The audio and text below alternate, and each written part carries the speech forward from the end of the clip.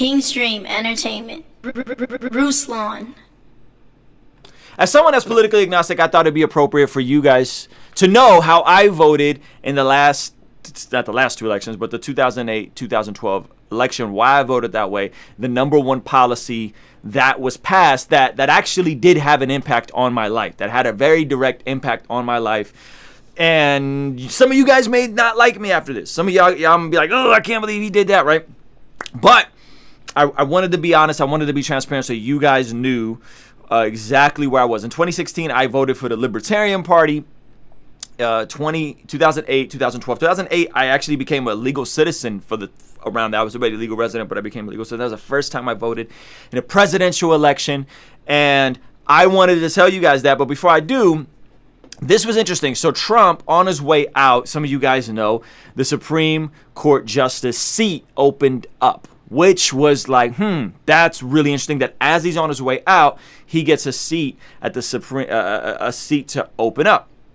So a lot of evangelical Christians, a lot of people I know voted for him, not because they liked him, right? Not because they liked him, not because they liked all of his policies. They maybe liked a few, not because they thought he was a good leader or a moral attributes. They literally voted for him because they knew he would have some Supreme Court justice seats, and the Supreme Court justice could potentially sway where like our big policies go. And what a lot of evangelical Christians were hoping was, hey, maybe if we get more conservatives in there, that they will get abortion outlawed eventually. That was kind of the thinking, right? That was kind of the thinking. Now, what happened was they haven't been able to get abortion outlawed, but that's neither here nor there. Then a lot of the plans he did try to get overturned, specifically Obama's DACA, the Dreamers Act, that got rejected by some of the, I think that some of the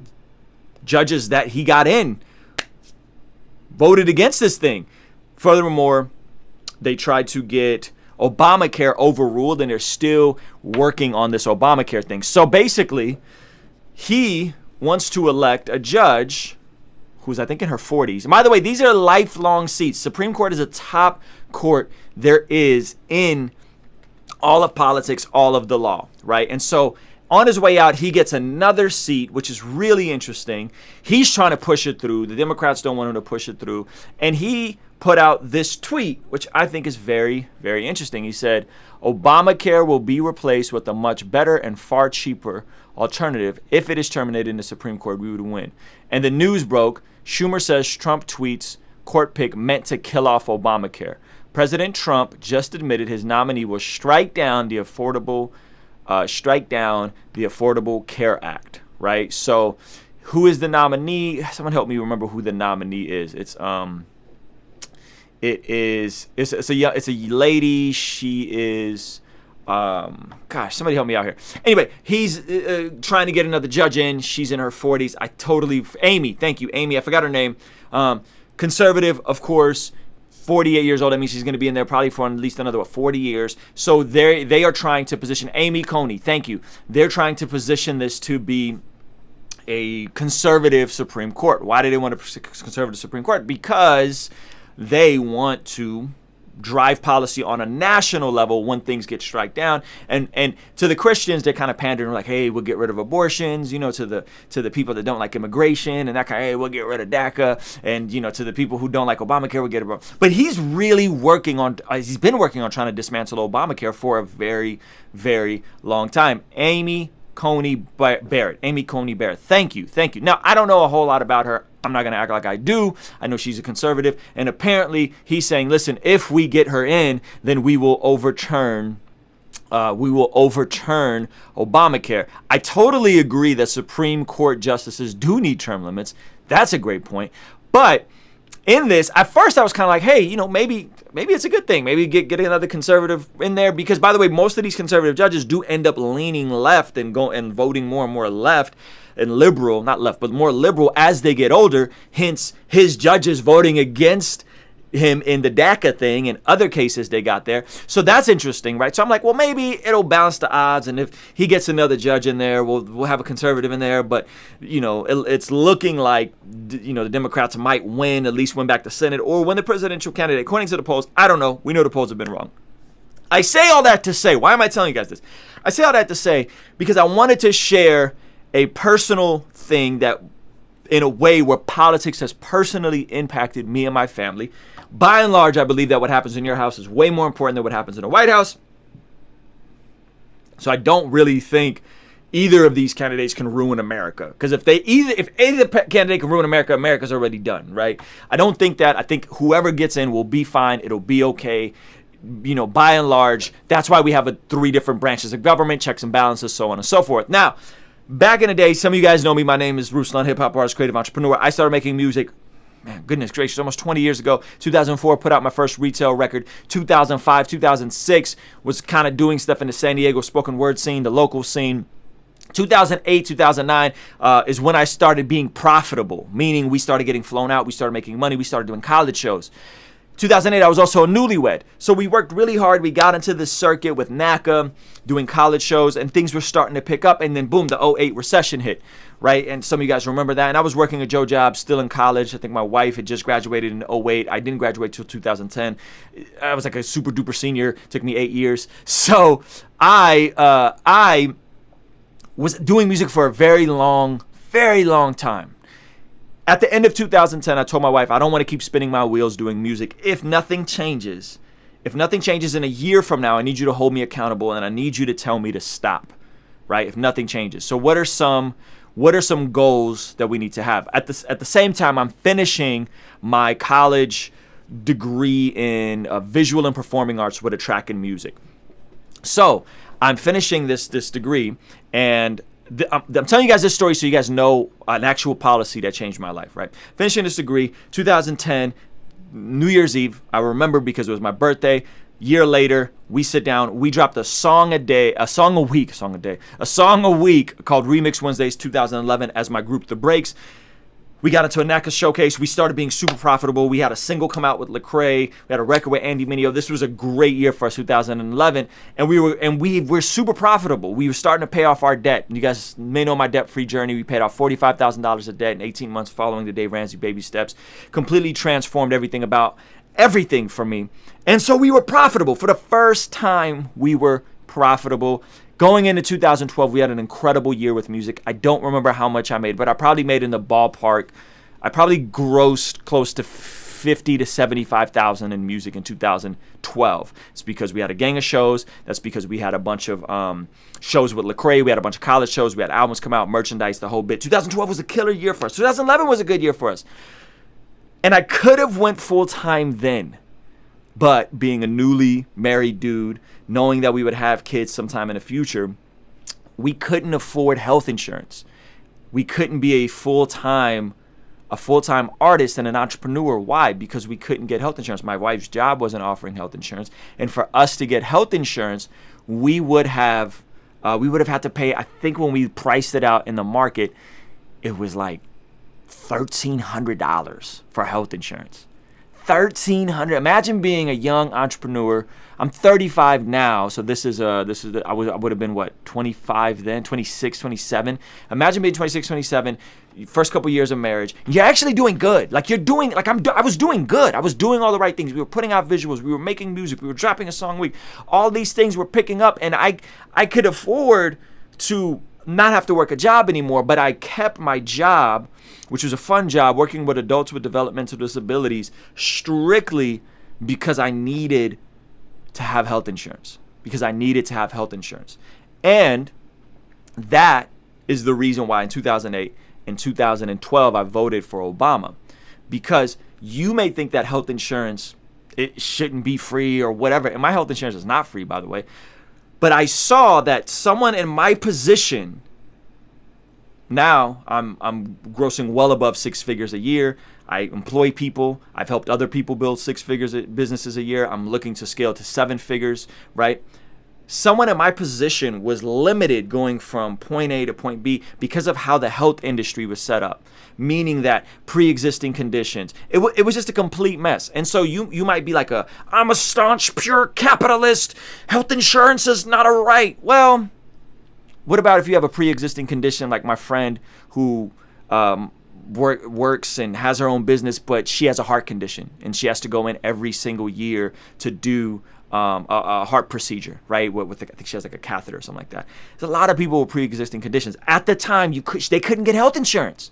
And so my friends, both conservatives and Republicans, all of them, by and large, were like, yo, this sucks that people have to pay penalties. But the way Obamacare was laid out initially was, if we get enough young people on it, and if you were young and you got Obamacare, I don't know how it is now and how much did they dismantle, but you can get on a plan for like $50-$60 a month that would offset some of the people who were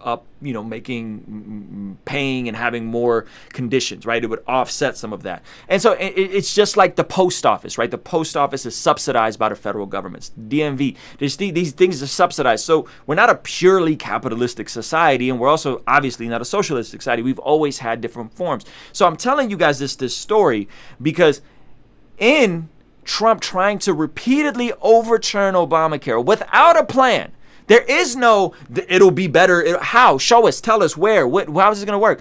And what he's been able to do is he's modified it, which he got rid of the penalties. If you did not have Obamacare, for the longest, you'd have these penalties where you would have to pay a lot, like $10,000 a year if you didn't have health insurance. And that was like, they're trying to make people get health insurance, and then they taxed them for not getting health insurance, right? It was kind of weird. So Trump got rid of that. But by and large, you know who I'm thinking about? When I'm thinking about the me 10 years ago, that I could have, if I was here in the same spot making $50,000 a year, just getting started, I could go full-time sooner. If I go full-time sooner, I grow faster. If I grow faster, I hire more people, and I help more people get from the lower middle class or poverty. Well, I was technically on a poverty line, to the middle class, to level up. I'm not concerned about wealthy people getting more money, even though if they work for it, I think they should. I'm looking for people that come from the mud like I did to help them level up. I'm looking for equal opportunity. I want people who have nothing to have an opportunity to get it. And if you are starting your business, you're a YouTuber, you got a little job on the side, all of a sudden you're making $20,000, $30,000 a year, but you can't quit your job to really grow your YouTube business or really grow your music business because you can't afford health insurance, because health insurance for me and my wife was $1,200, $1,300 a month. Yuck. Now, health insurance for us, I think we pay $500 for all three of us. So we still pay, right? And there's been third market things opened up, like Christian healthcare ministries and all of these kind of like health insurance things where you put money in a pot, and a whole bunch of other industries that sprouted up because Obama passed Obamacare. That is the one policy. That's the one policy that's directly impacted my life in a radically positive way, that has enabled me to make more money, be more entrepreneurial, hire more people, expand capitalism, sell more goods. And that may offend some of you guys. And that's why I voted for Obama in 2008 and 2012, because I knew that this is something that I needed, and I think other people need. I think there's some of you guys here that are working part-time jobs, and you're starting to see the money trickle in slowly in your music or in your business, in your YouTube, and you're like, gosh, but if I quit, I got to pay, I got to pay. But now, because of Obamacare, more people can become entrepreneurs. More entrepreneurs, I think that is the backbone of the American society. 40%, I think 40 or 45% of our GDP is from small businesses. Small businesses are considered companies with under 500 employees. You're probably thinking that's not a small business. Well, that's technically what it's considered, right? That is the backbone of our economy. More small businesses, more entrepreneurs winning. I'm all for that. And I think that's a good investment for the government to subsidize that. And also people who have pre-existing health conditions. Imagine you have a kid and you can't get insurance for your kid because he has a pre-existing health condition, or you marry someone and they can't get health insurance because they got some heart thing. They didn't control that, right? Now, by and large, I think there's a lot of lazy people. There's a lot of fat people in America that need to do a better job of taking care of themselves. And I think we need to approach it from a health preventative standpoint as well.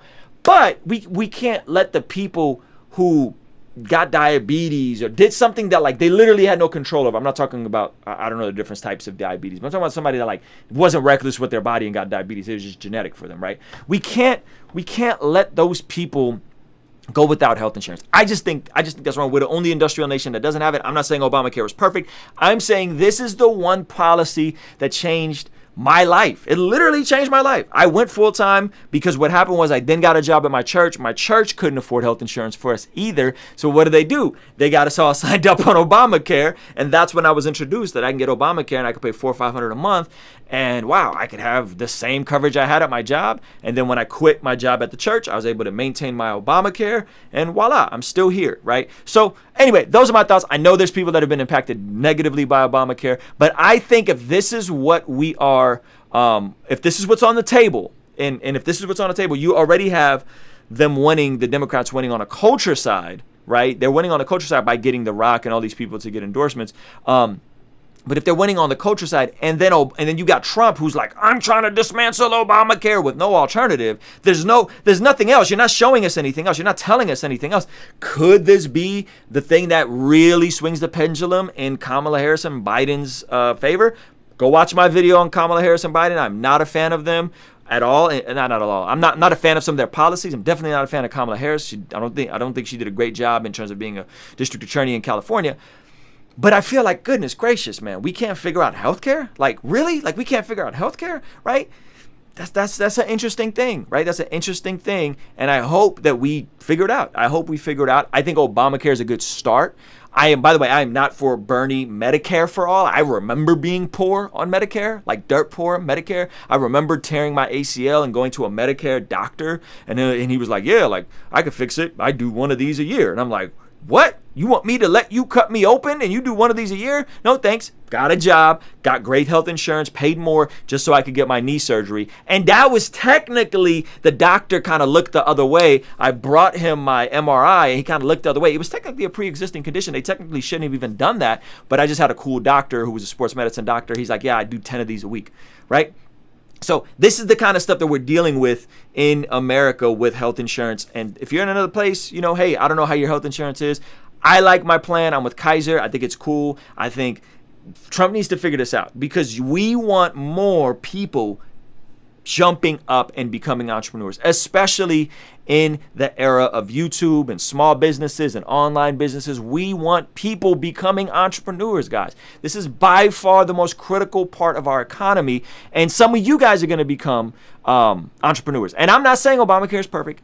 That is the one policy that changed my life, me and my family's life. That is why I voted for Obama in 2008 and 2012. And I think if they make this the focal point, they got a point here. Now, I'm going to be negatively affected by their taxes. I'll keep it a buck with you. If Kamala and Biden get elected, I'm going to be negatively impacted by their tax policies. But you're kind of like counting the cost, man. It's a tough place to be in. So those are my thoughts. What do you guys think? King's Dream Entertainment. Ruslan.